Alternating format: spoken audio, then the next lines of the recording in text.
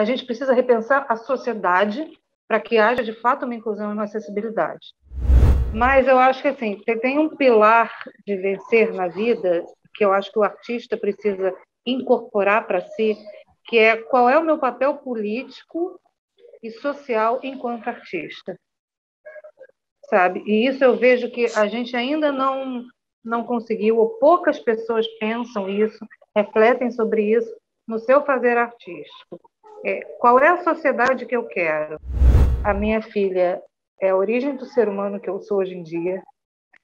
A minha filha é a origem da minha identificação subjetiva e identitária nesse mundo. Porque é por causa dela que eu sei que eu sou autista.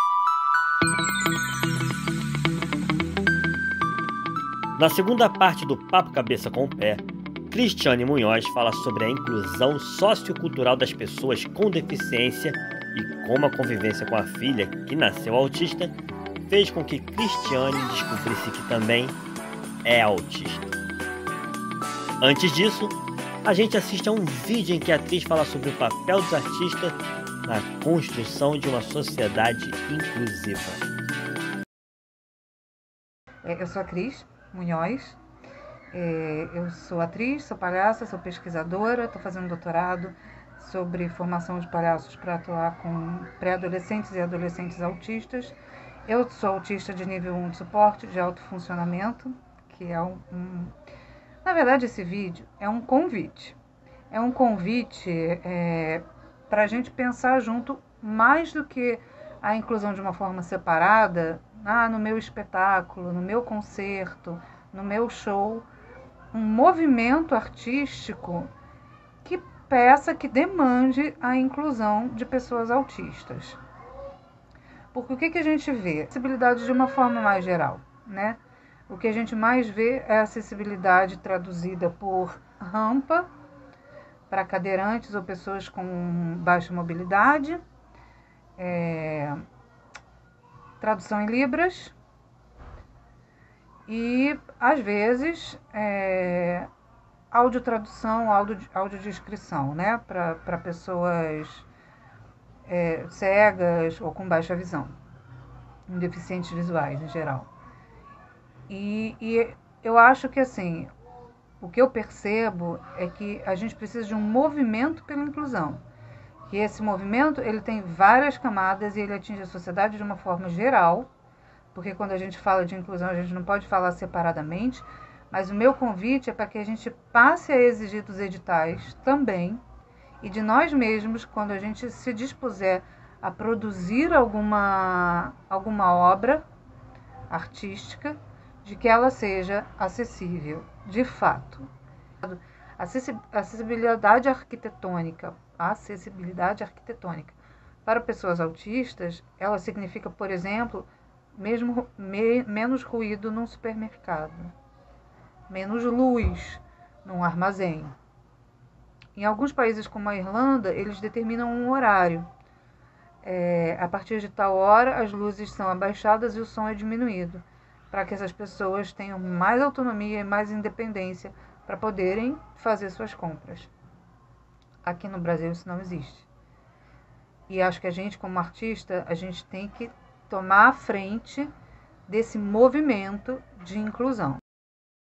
O que eu achei muito importante no vídeo é que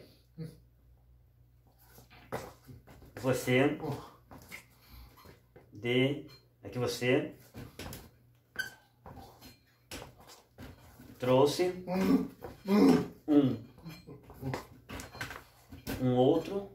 um olhar mais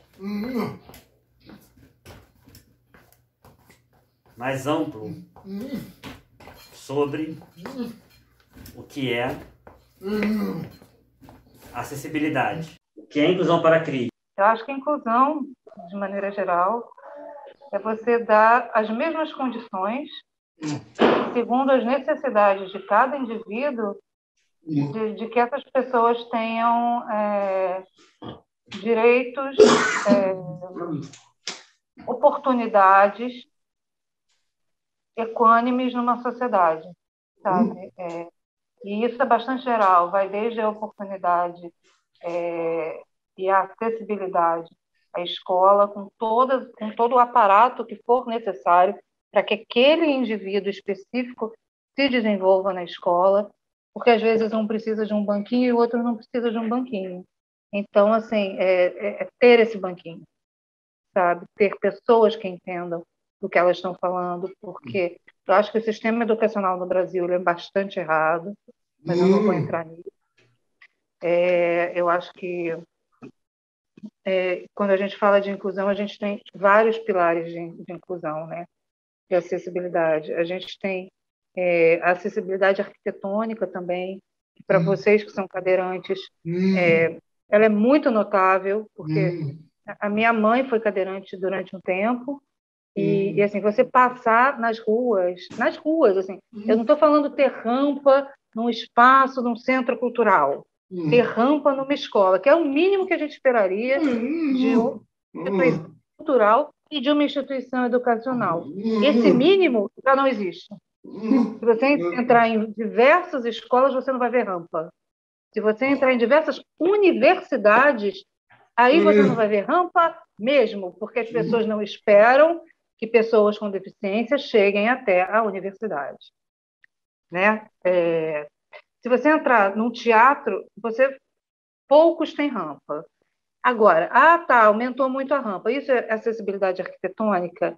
Depende. Isso pode ser acessibilidade arquitetônica para tipos de pessoas com deficiência que têm dificuldade motora. Para pessoas com sinestesia sensorial, como é o nosso caso, a acessibilidade arquitetônica, ela está falando mais para a gente a respeito de uma diminuição de luminosidade, de uma diminuição de ruído. Eu acho que para a gente ter uma inclusão total e uma acessibilidade total, a gente precisa, de maneira geral, repensar a sociedade que a gente vem construindo. E isso de uma maneira geral, com relação à natureza também, porque assim, tudo está interligado, sabe?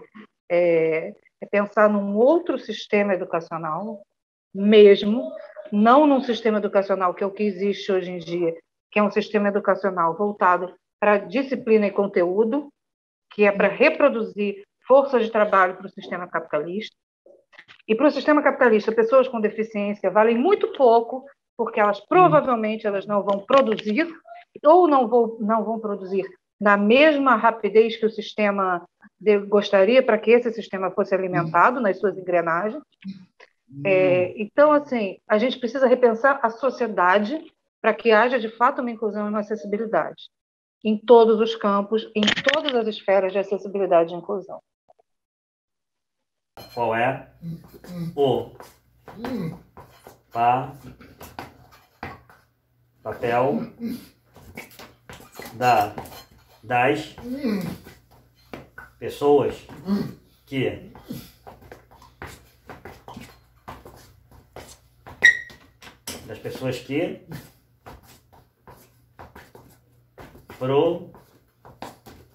produzem cultura nesse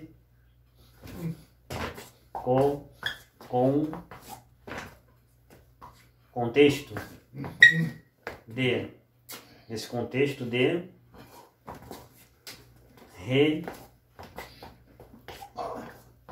repensar o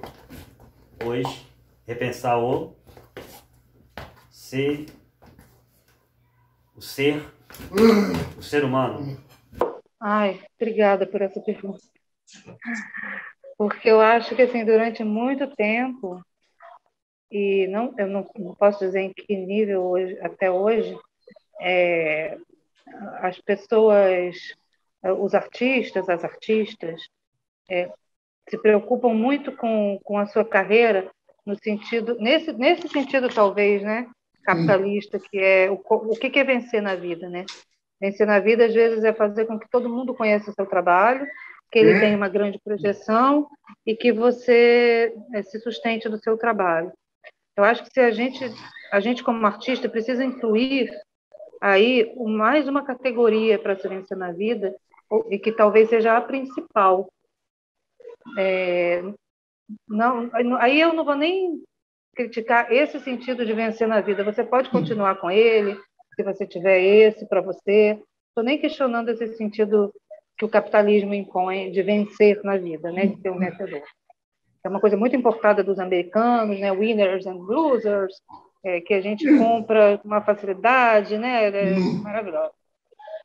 Mas eu acho que assim, tem um pilar de vencer na vida que eu acho que o artista precisa incorporar para si, que é qual é o meu papel político e social enquanto artista, sabe? E isso eu vejo que a gente ainda não conseguiu, ou poucas pessoas pensam isso, refletem sobre isso no seu fazer artístico. Qual é a sociedade que eu quero? Eu estou trabalhando só para me mostrar, para que os meus pares, meus colegas artistas me admirem, para que o crítico, a crítica de arte me admire, para que eu apareça no jornal, para que eu apareça na televisão, ou o fato de eu aparecer no jornal, aparecer na televisão e as pessoas me admirarem é por algo mais do que a minha arte, ou está contido na minha arte a pessoa política que eu sou, a crítica que eu faço a essa sociedade, a demanda que eu imponho para essa sociedade de que ela seja de verdade uma sociedade mais inclusiva, de que ela proporcione cultura para todos. É muito difícil você ver, por exemplo, artistas da Zona Sul indo fazer trabalhos nas favelas ou nos subúrbios, sabe? Assim, isso é uma coisa básica, isso é uma coisa simples, sabe? Que é assim, por que você não vai, cara? Você vai, você tem que ir, entendeu? Assim, qual é o público que te interessa? Se pergunte qual é o público que te interessa. Ou o público também não te interessa. O que interessa é a tua imagem construída de outra maneira, pelo crítico, pela notinha do jornal. Então, que pessoa política é você dentro do teu fazer artístico? Se você apoia uma sociedade mais inclusiva, mais acessível, que isso esteja no seu fazer, na sua produção cultural, na sua produção artística. E não só isso, que você demande das autoridades que seja, de fato, que a cultura seja para todos, que a arte seja para todos. Né? Que você adapte sua peça, sua exposição, seu concerto, que você adapte. Ou se você não sabe como fazer, procure quem sabe. Com certeza tem gente que sabe. Ou se nem assim você quer, se você não quer, assuma para o mundo que você não quer, meu bem. Diga, eu não quero ser inclusivo. Porque é feio, né? Fazer um discurso que não é politicamente correto. Ia ser chatão falar que não quer ser inclusivo. Mas bora falar, né, gente? Se vocês não querem, digam. Não quero ser inclusivo, não, gente. Eu só quero aparecer. Então, tá?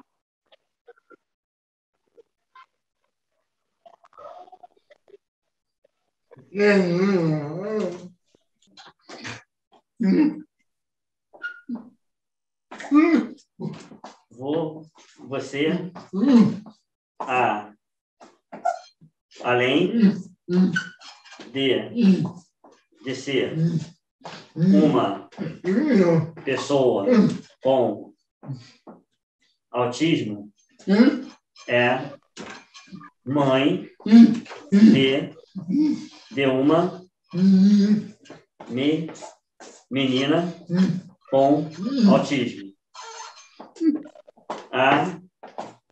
Até que ponto a Sofia fez com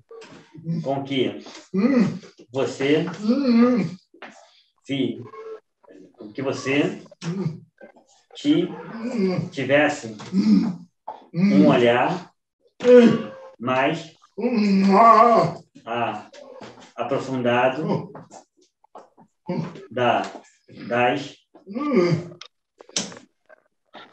das questões do autismo. primeiro, deixa eu te falar uma coisa. Dentro do movimento da neurodiversidade, que é o movimento que eu participo e do qual eu faço menção na minha pesquisa do doutorado, a gente nem fala pessoa com autismo. A gente não tem autismo, a gente é autista. Não existe a possibilidade, sabe assim, porque não existe outra pessoa, sabe assim? Quando as pessoas falam assim, como você acha que seria a Sofia sem autismo? Eu falei, seria outra pessoa. Seria outra pessoa, né? Não seria a Sofia. Eu não tenho como, sabe assim, é outra pessoa, não tem, eu não tenho nem como responder isso. Então, ela é uma pessoa autista, é a condição dela, a condição humana dela nessa vida, a minha também. Então, eu acho que assim, quando deram o diagnóstico da SO, ela tinha 2 anos de idade. E aí eu comecei a entrar em um monte de grupos de mães e de gente que falava de autismo e tal. Eu me dei pessimamente nesses grupos.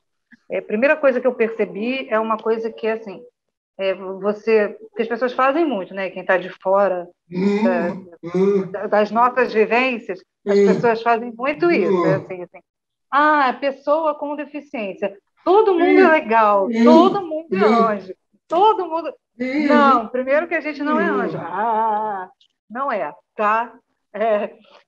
Segundo, todo mundo é legal. Não é, gente. Tem autista chato, tem autista legal, tem mãe de autista chata pra caramba, tem mãe de autista chata pra caramba.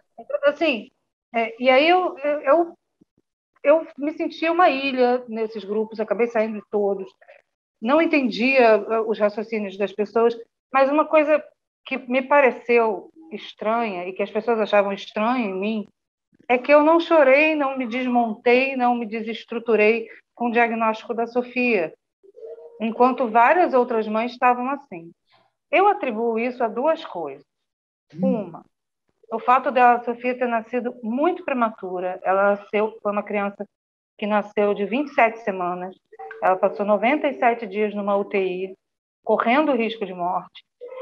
Fez 2 cirurgias, uma para fechar uma válvula do coração e uma outra de uma hérnia que abriu. Ela tinha várias apneias por dia.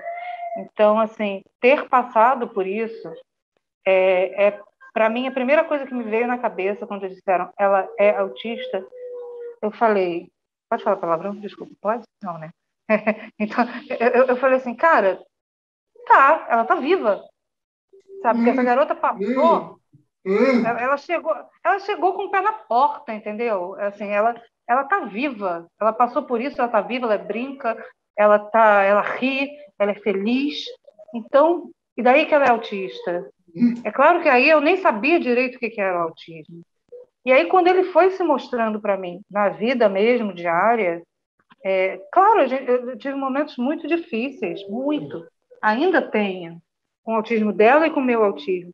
Mas uma das coisas que talvez não tenham me impactado tanto, e talvez tenham exatamente me questionado com relação a mim mesma, era o fato de que eu identificava nela construções de raciocínio e ações parecidas com as minhas.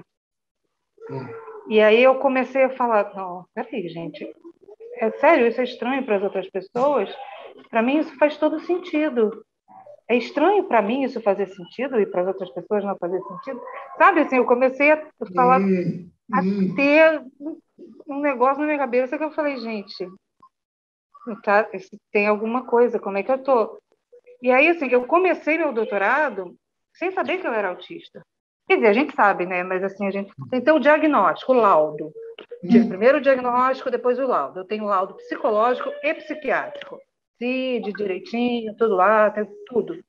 Né? Assim, as pessoas que falam assim, não, mas você não é autista. Eu falo, gente, pelo amor de Deus. Eu passei anos vendo isso.